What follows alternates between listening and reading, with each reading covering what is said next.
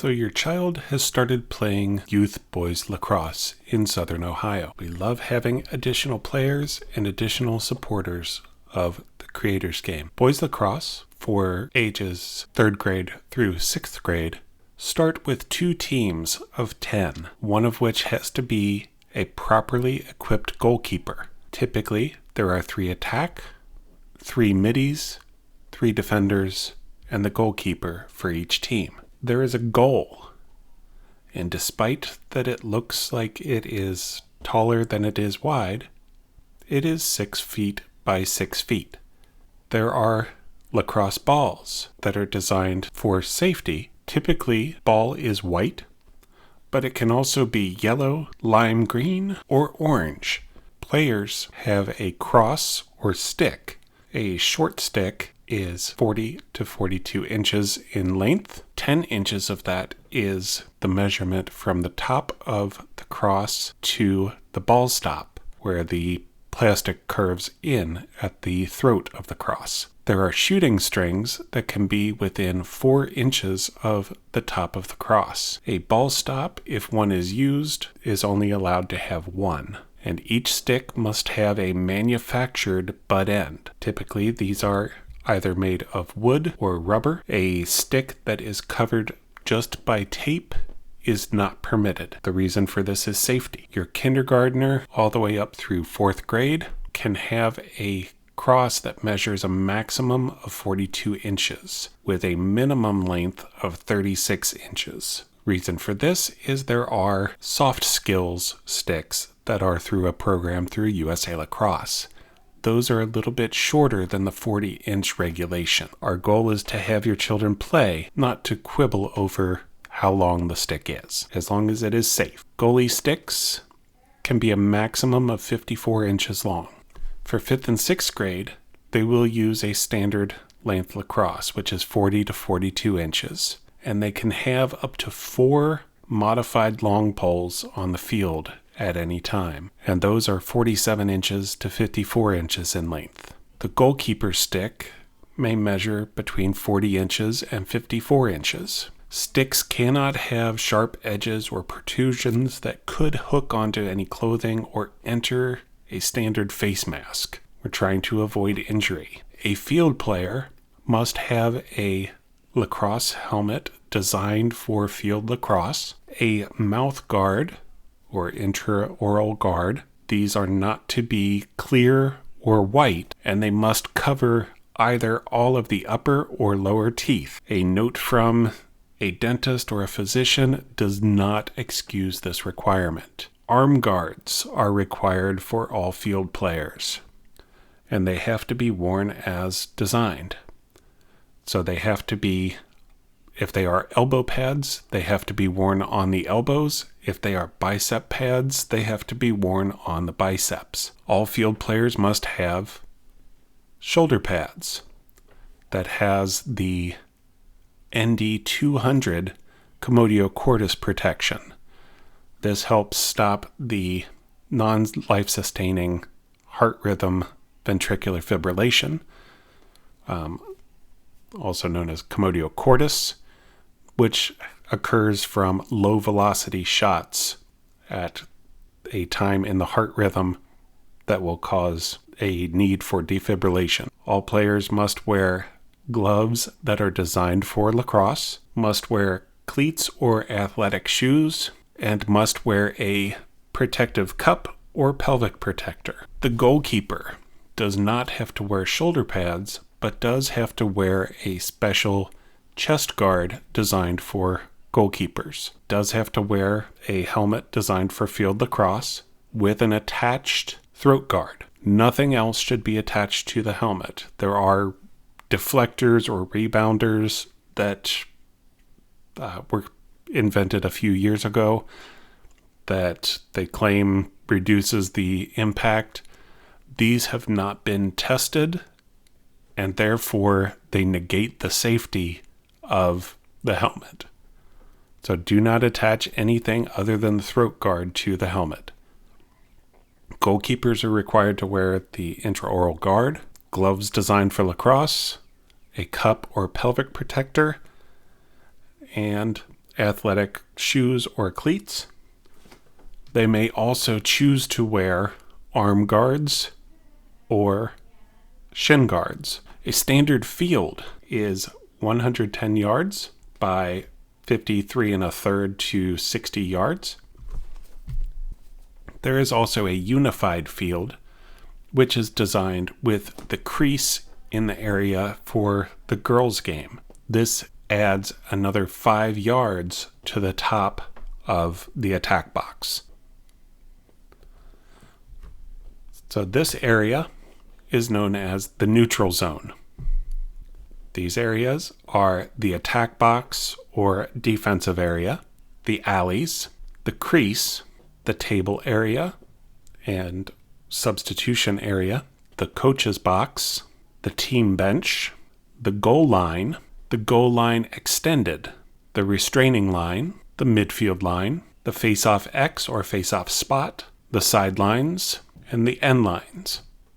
After the lineup, the face-off occurs.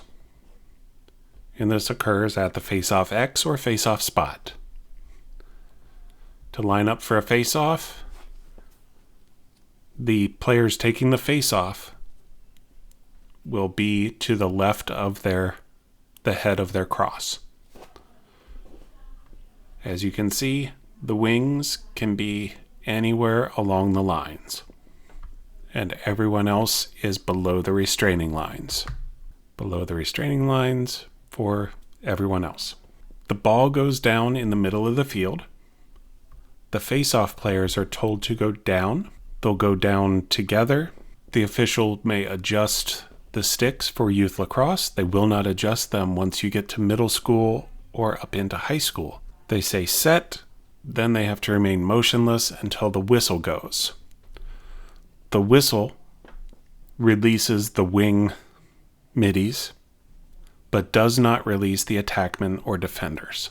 On possession, the official will yell possession or play and will wind their arm.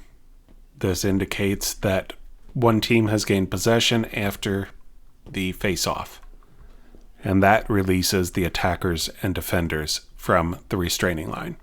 The sticks need to be parallel to the line and vertical, so straight up and down. We don't want them leaning back. We don't want them leaning forward. The sticks will be up to but not touching the line so that they are parallel. The hands have to be off all of the plastic of the stick and everything to the left. If you hear someone talk about the neutral zone, the line is not the neutral zone. Everywhere that there is plastic is the neutral zone. So everything is to the left of the neutral zone. That includes feet, hands, head. Any body part has to be to the left. Fingers have to be wrapped around the shaft of the stick and touching the ground, often for kindergartners or up through 4th grade even. Some of the players are just not heavy enough to get that right hand especially to touch the ground, as long as it is wrapped around and they're making the effort. The goal crease is 9 foot radius, and you can only go into a goal crease if it's yours. So if your goalkeeper is in that crease, you're allowed to enter that crease. You cannot pick up a ball and carry a ball in, but you can pass a ball into the goal crease. The goalkeeper is the only player that is protected within the crease. So if another player picks up the ball in the crease, their stick may be checked. If a goalkeeper picks it up, their stick may not be checked. And they have 4 seconds to move the ball out of the crease. Just so you can get a picture of where the creases are. Penalties. As officials, we want the game to be safe, we want it to be fair, and most importantly, we want it to be fun. If we keep it safe and fair, it will be fun. Stick checks applies to all levels. You have to have both hands on the stick, and it should be a poke check a lift check, or a slap check. We're not looking to chop wood. No swinging like a baseball bat. No coming down from above the shoulders. If there is a downward check that is applied, it needs to start from below the shoulders of whichever player is shortest in that scenario.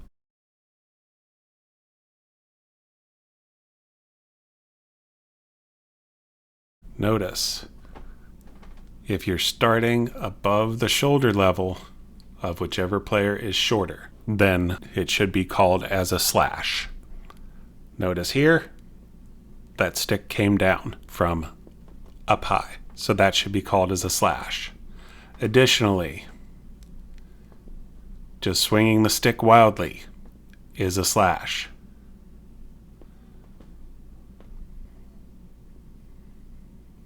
One-handed is a slash regardless of contact. So if they drop that hand off the stick and still swing, even if they miss completely, it is a slash.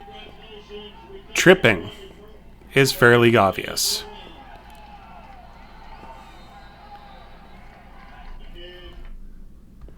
An illegal body check. So for a body check to be legal, it has to be from the front or the side and between the waist and shoulders. And the player cannot have any part of their body on the ground except for their feet. So if they have hands on the ground, if they're kneeling on the ground, you cannot apply body contact to that player.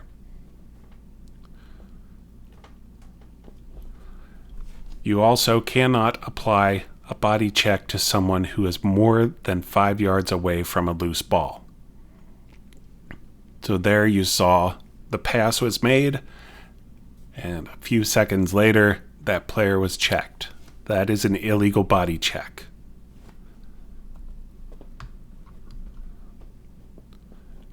Unnecessary roughness comes after the ball is away.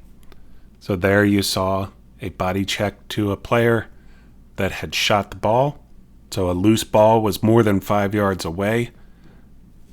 And because the play was whistled dead because of the goal, that is an unnecessary roughness. A cross check is when the hands of the player are wider than shoulder width apart, and they're applying a thrust or an extension out with their cross against the body of their opponent. This does not count if it is applied to the stick of the opponent. Advancing the ball, they have 4 seconds to clear the crease. However, they can go, if they clear the crease and pass the ball out, they are permitted to pass it back in. And they have another 4 seconds to clear the crease. There is no 20-second count until you get to middle school. So in middle school, you'll have a 20-second count to clear the defensive half, and then you would have a 10-second count to get a touch into the attack box. In youth lacrosse, you do not have that. Both officials will typically signal when the ball is touched into the attack box, and that is a signal that if the ball is passed back over the midfield line, there is an over and back. And that is not a result of a shot that hits a post or the goalkeeper. So if it rebounds off the defense, off of the goalkeeper, or off of the post, that is not over and back. In the last 2 minutes of the fourth quarter, if a team is leading by 4 goals or less, that is the only time they will have a 10-second count to get into the attack box. And then they have to keep the ball inside the attack box. That is known as a stall warning. An offside. Whenever you think that the other team is offside, always remember we're counting up where the play is actually occurring.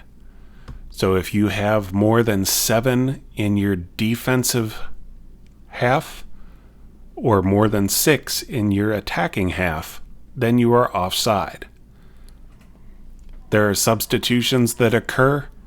So unless somebody is being murdered back where the ball is not, we won't care if there are less than 2 players on the attacking half where the ball isn't. So here you can see the player on the far side came back, so they were counted as 1. The second one just came off, and then you count still. They have 3, 4, 5, 6, and 7. So they have 7 in their attacking half.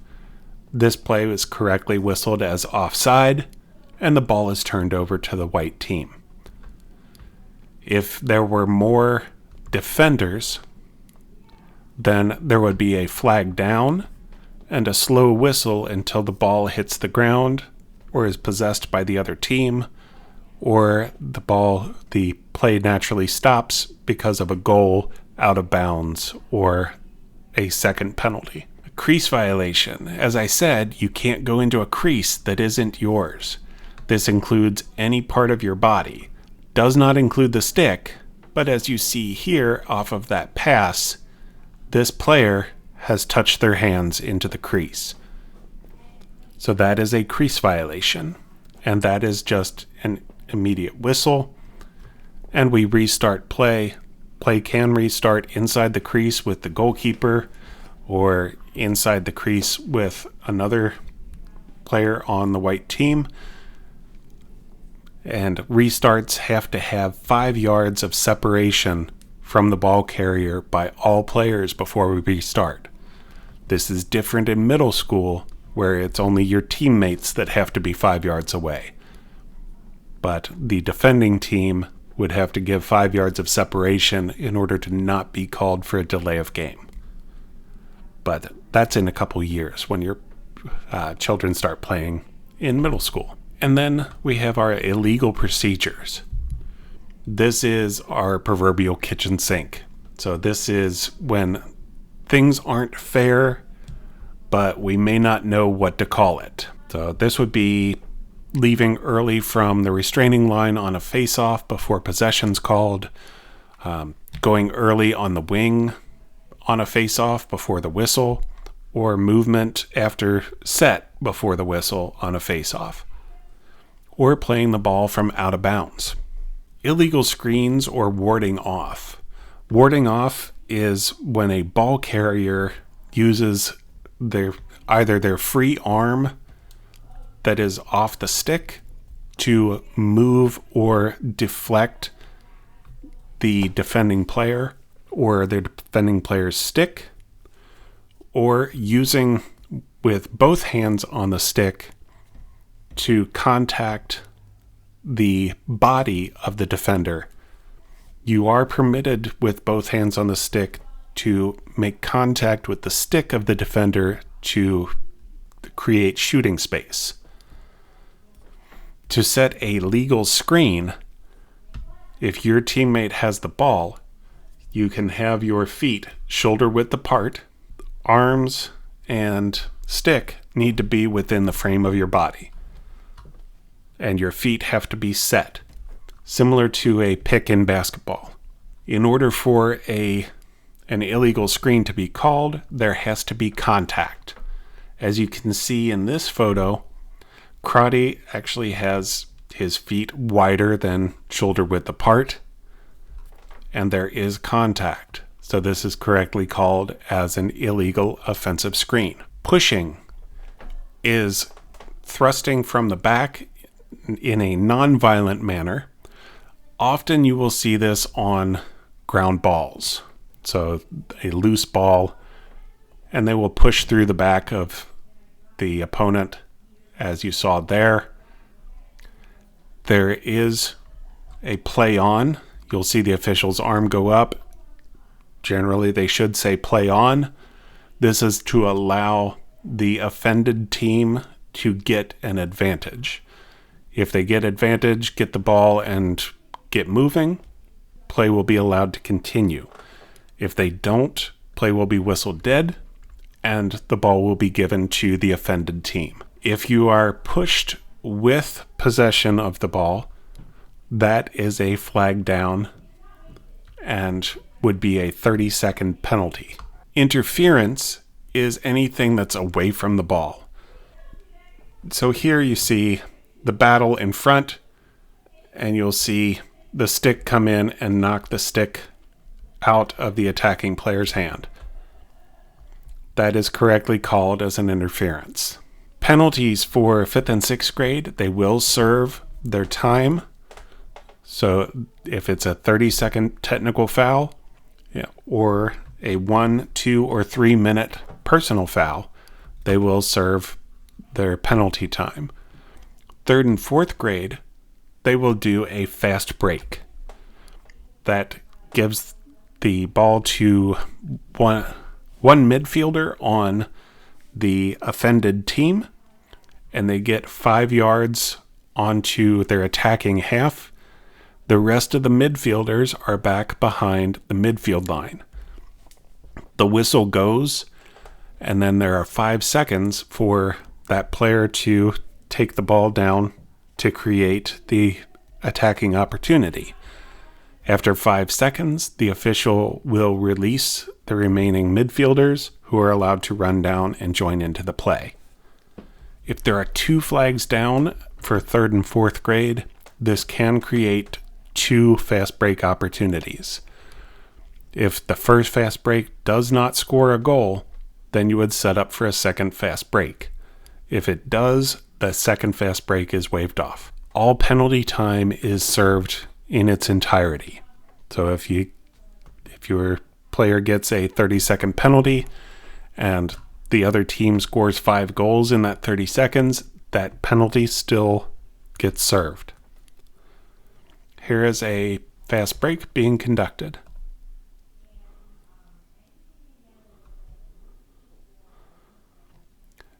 You can see the players release, and they move the ball around, and because of the odd man opportunity, they score the goal. Points of emphasis: sportsmanlike behavior is always emphasized. This is developmental youth lacrosse designed to create a love for the game. Please keep it positive at all times. The equipment has to be worn as designed, and we're focusing on passing, so moving the ball around and enjoying the game and respect for the game. New for 2024, if a player loses a helmet, there is to be an immediate whistle, and that player must leave the field. There will be 20 seconds allowed for substitutions, and that player cannot return until the next dead ball after play resumes. So here you see the helmet come off. This is an immediate whistle, and the player in black has to leave the field. Same thing there, immediate whistle. Number 2 on white has to leave the field. 3rd through 6th grades, body contact. There are no takeout checks permitted. If it looks like someone is trying to put the opponent on the ground, that is a takeout check. So remember, you're trying to body them out, not trying to lay them out. So boxing out is permitted.